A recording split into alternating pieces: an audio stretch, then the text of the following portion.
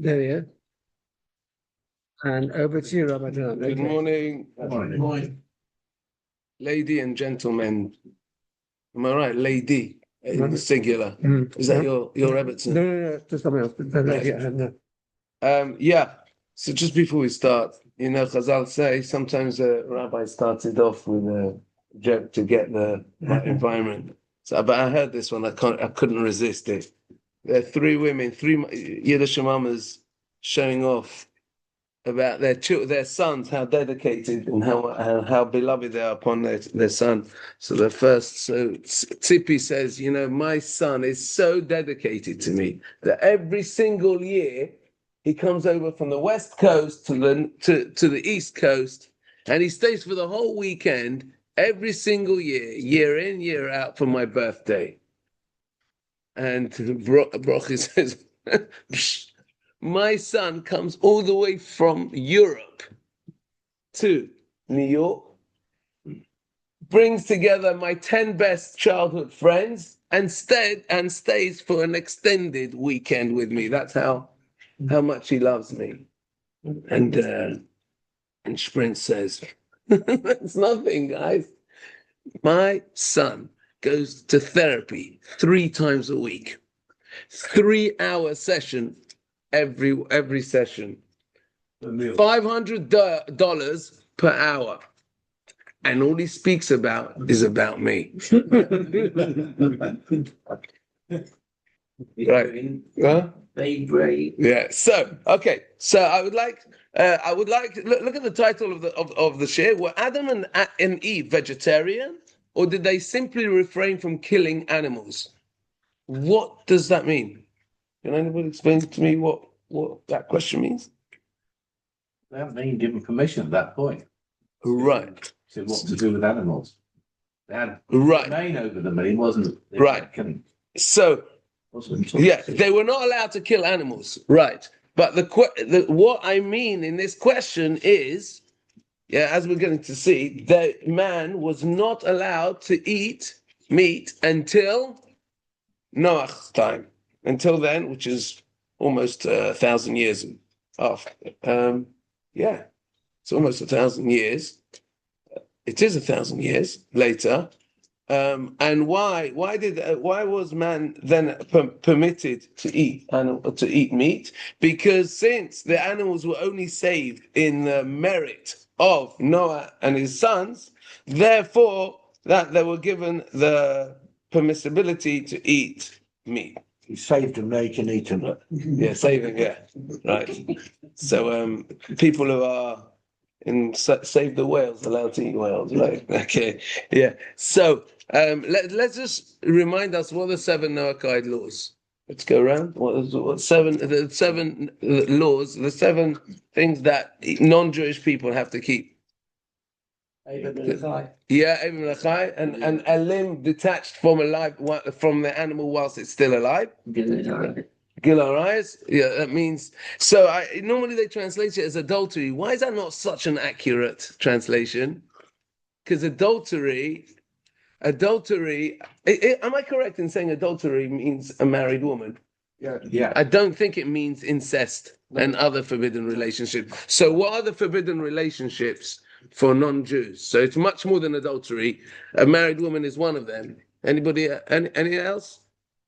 Bestiality, mishkav behema, mishkav zochar, homosexuality, and then there's who else? Who are the close relatives who are forbidden? Siblings, parents. Sorry, siblings. All right, okay. So, mother,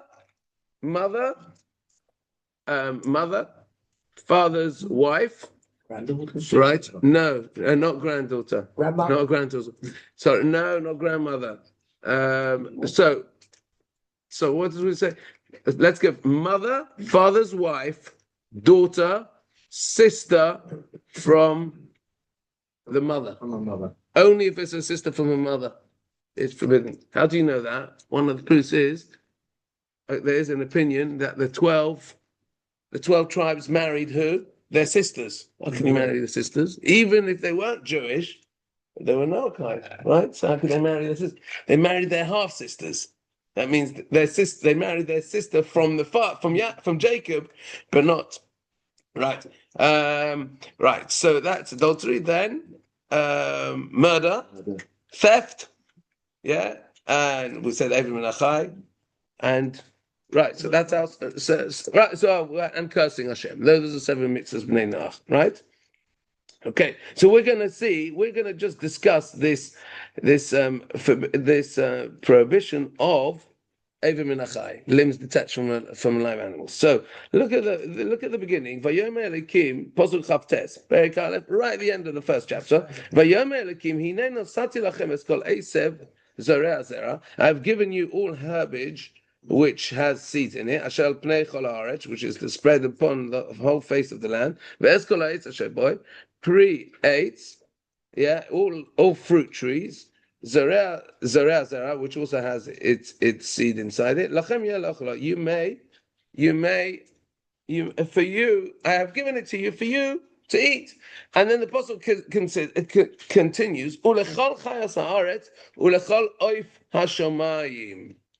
Yeah, and these fruits, and vegetables, and herbage, which I've given you, not only to you, but to all the animals, the beasts. Chaya is a beast, the wings of a wild animal. And to all birds, and to all those that walk on the ground, which have a living soul. I have given them to the vegetables and the herbage and the fruits of the ground to eat. What's the difficulty with this puzzle?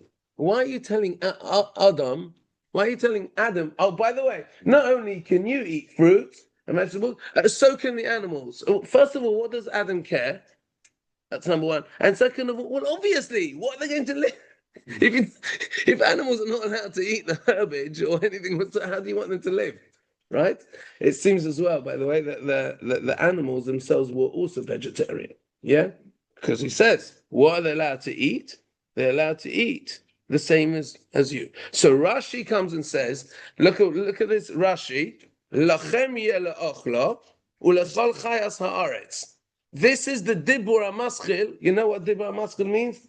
Dibur HaMaschil means the words of the Chumash, which Rashi copies at the beginning to show you what he's commenting on. So can you see what's interesting? It's taken the end of Pasuk Chavtes and the first 3 words of the next Pasuk. In other words, he's telling you to juxtapose them, put them together. Rashi says, Rashi is coming to say, you know why I'm telling you about what the animals should eat? Because I want to tell you what you are allowed to eat. Right? Yeah. Because this is where Hashem is telling you, Adam and Eve, you are not allowed to eat meat. You may not eat meat, just as the animals cannot eat meat. So that's what he means. He's telling him, just like I'm about to say that, just like all they have to eat is the herbage on the ground, so too you are the equivalent, you are equal to an animal in that way, and therefore you may not slaughter animals in order to eat them. So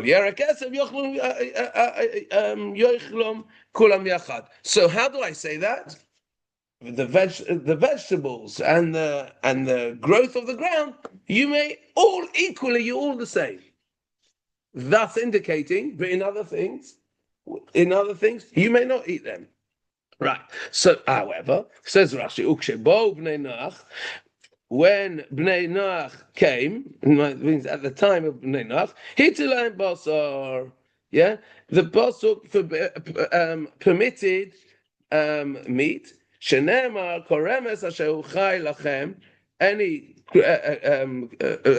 creeping. It doesn't mean creeping. Any walking animal which is alive. Lachem yela achla. Yeah. So let's look at that pasuk. This is a pasuk in this week's parasha. That's turned down to pasuk Perek Tes pasuk Gimel. Right. This is the pasuk which Rashi is now commenting on. Kol remes asher uchai. Any animal Yeah, sometimes remes means creeping, but here we don't mean creeping animal. It means an animal which is walking. It means alive, creatures. What Hashem chai, all creatures which are alive. Lachem yalachla.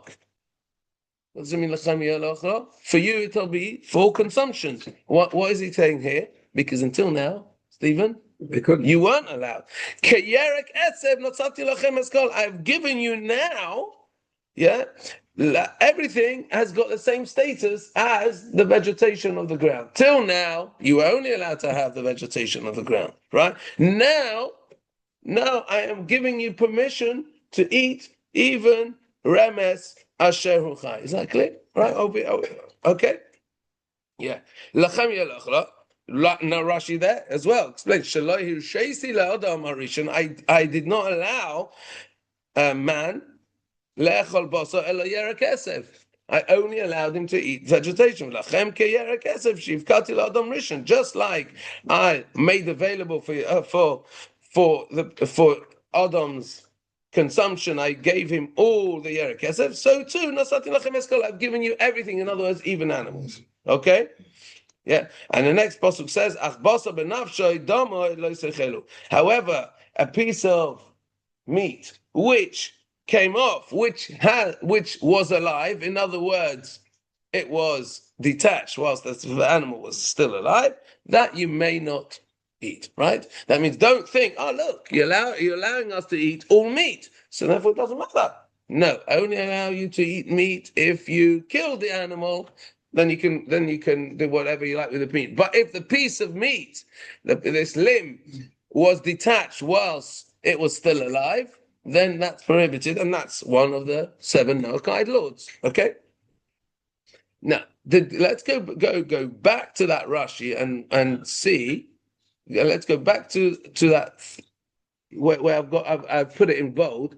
Rashi does not. The interesting thing, Rashi does not say he did not allow man to eat meat. What does he say? V'lo hirsham. Yes, if we go back to the just after Pasuk Lamed, going back, look at the expression of Rashi. V'lo hirsham le'adam le'ishtoi. He only allowed Adam and his wife. He did not allow them lahamis beria v'lechal basar, to kill an animal and to eat the meat. Okay, so if we look at let's look at the English translation.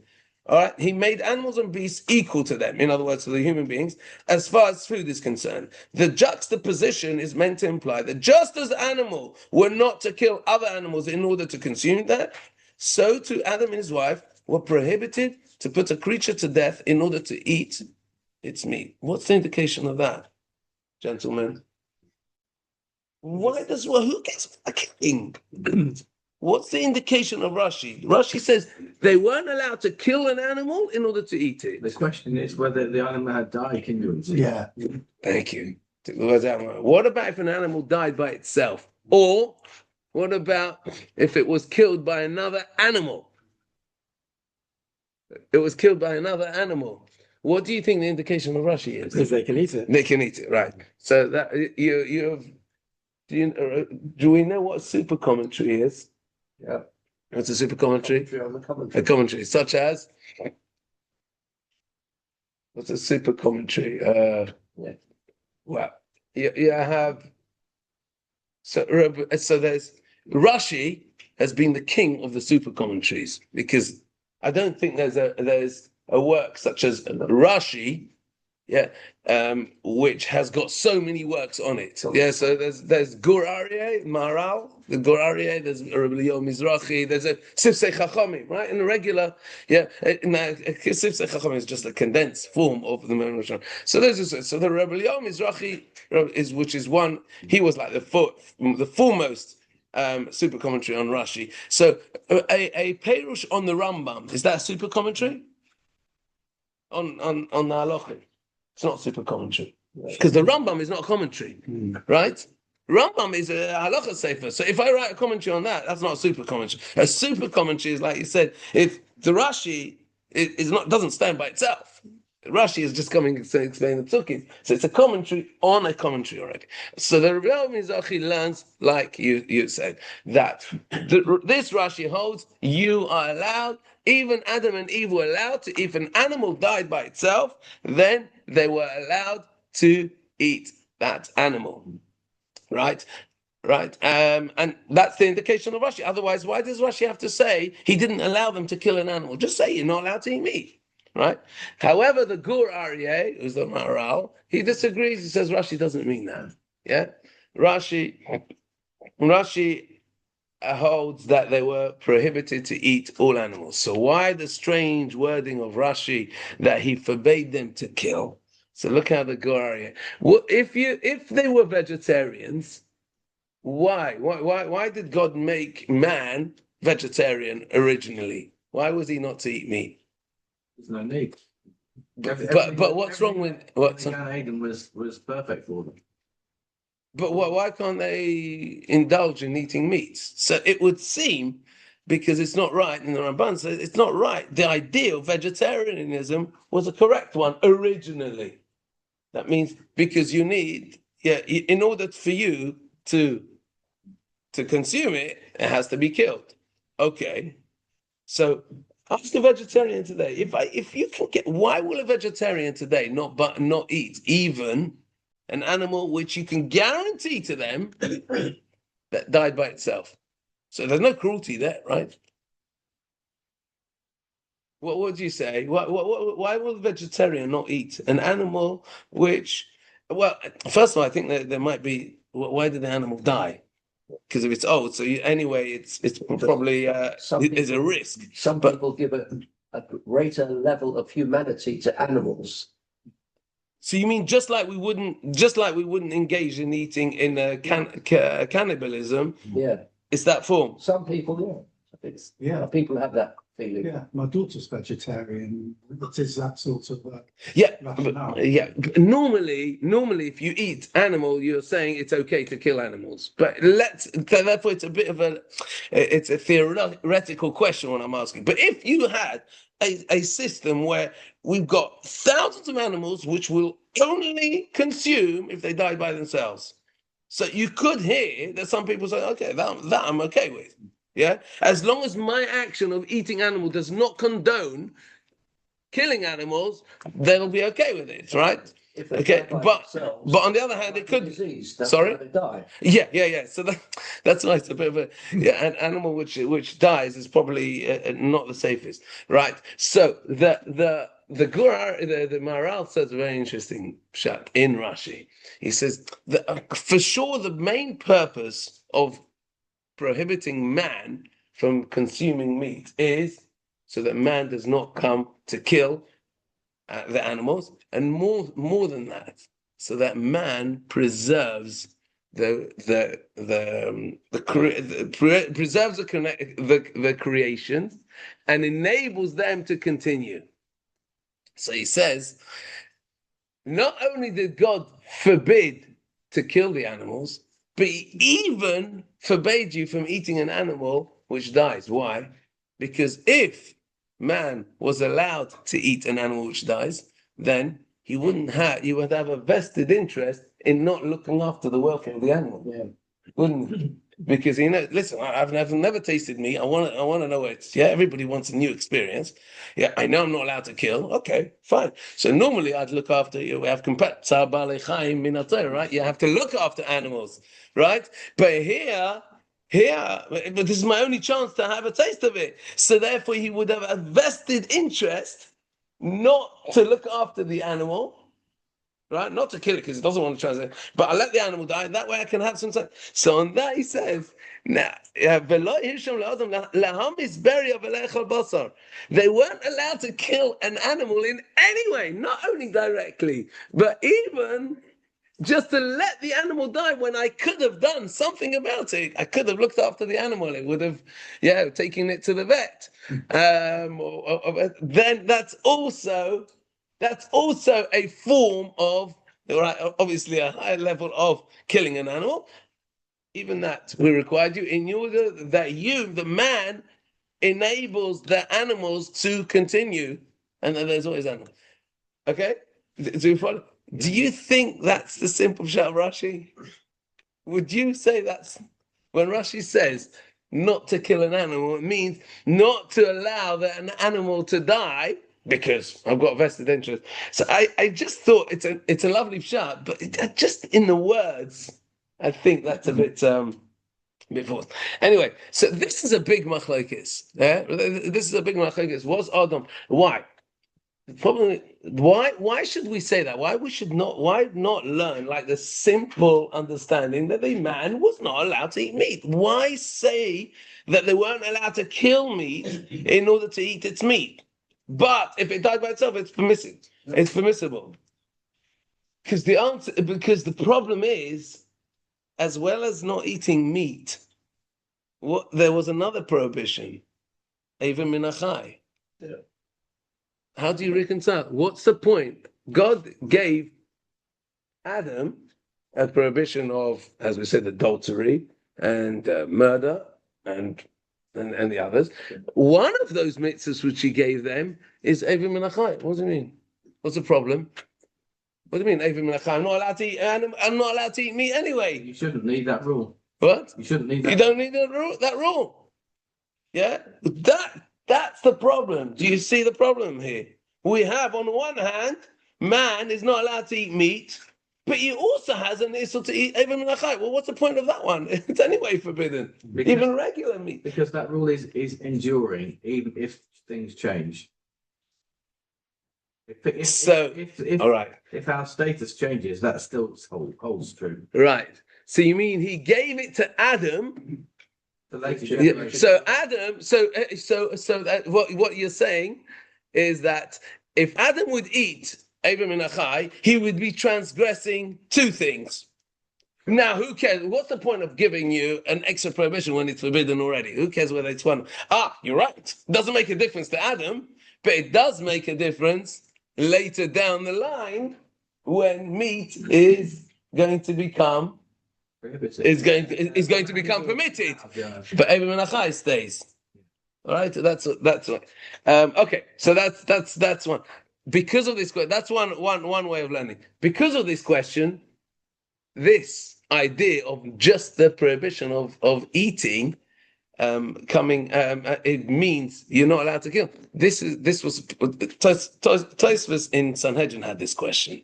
Tosfos said, how do you reconcile the two? It was also to anyway meat. So Tosfos says they were only also to kill meat. Yeah. Right, but an animal which died was permissible, right? And this is why they want to say Rashi also holds that, right? Rashi also, but there are other tirutzi. I'd like to finish off with just a small thing.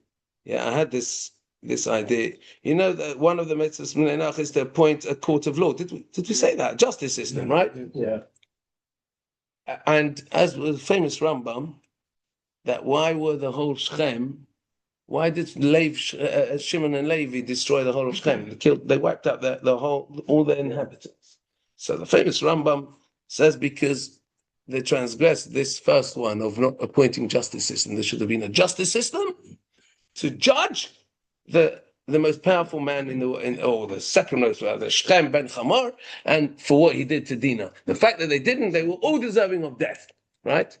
And the Ramban disagrees, but not in principle. He says you cannot kill somebody because he didn't do something, right? That means they were definitely wrong. He agrees with the Rambam, but you can't put them to death. Therefore, he says, but he doesn't disagree from okay. Why are you punishing every single person? Every single member of this town, yeah, who lives in town, you're killing all of them. So I was just thinking, about Gazans and Hamas and all that. Collusion. If there's a system where, Collusion. Yeah, even without collusion, if we don't do anything, if you don't stand up against, now can you imagine? Just imagine to yourself. No, we cannot have this. We cannot have Shechem getting away with murder. Your life would be a risk. If you would start a protest, your life would be. This is the son of the most powerful man in town, and we're talking about the Canaanite, right? They were not known for their compassion, and nevertheless, they had to make a protest. If you don't make a protest, you are supporting it. And for that, you need to even risk your life. And that's my understanding of the Rambam. Do you see how full? Yeah, everything. And even children died as a result of that. And that's not the reason why Yaakov got angry with them. Why did he get angry with them? Because they did it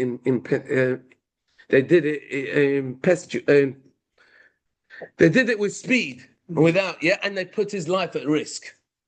Look at the words, look at the admonishment of Yaakov. It's not, in essence, you did something wrong. Of course they were right. They wouldn't have gone on a murder spree.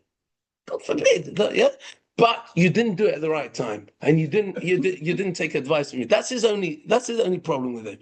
But I was just thinking, from here we see the importance of standing up even if you're not collusion, even if I went with my boys yesterday. We went up to Matlock, and I just a couple of days to spend time with them, and we were staying in a hotel, and I saw these guys, and I asked them, "What do you think of what happened with Maccabi Tel Aviv and Aston Villa?" And I stick to my Matlock rugby league football, and I come to work, and that's my whole life. Yeah, which is very good. I don't get involved. I try not to. I thought, is it allowed to do that? Not to have an opinion about something. Yeah, when you see persecution, when you see wrongdoing, no, you know what? The best thing for me is to stay to myself. I don't know. I have my questions about this, but anyway, thank you for listening, and everybody have a good. Yeah, thank you so much for that. Thank you very much. That's very interesting. Food for thought. Food for thought. Yeah, right. Okay. I'm going to stop and say goodbye to those on Zoom. See you all next week. I'm just going to